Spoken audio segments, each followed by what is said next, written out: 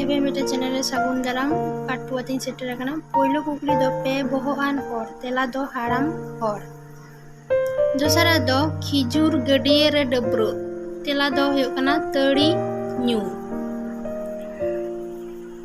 पे नंबर ना दो पुंड गोडा रे पायरा मेंदो तेला दो पौर न्यू बुल पुना रे दो मिद गांडो मिद माची तेला दो हुयुग कना आडी गाते जहां को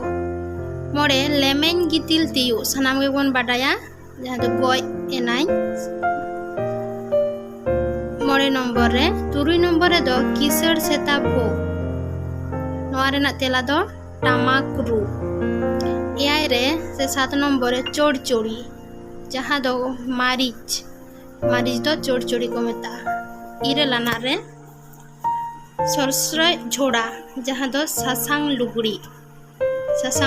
दो सरसरय झोड़ा और आरे सिरीबारी दो बन मेता को जहां दो बापला छमडा उना दो सिरीबारी को मेता पेंता कथाते गेला रे दो झंटी कोकर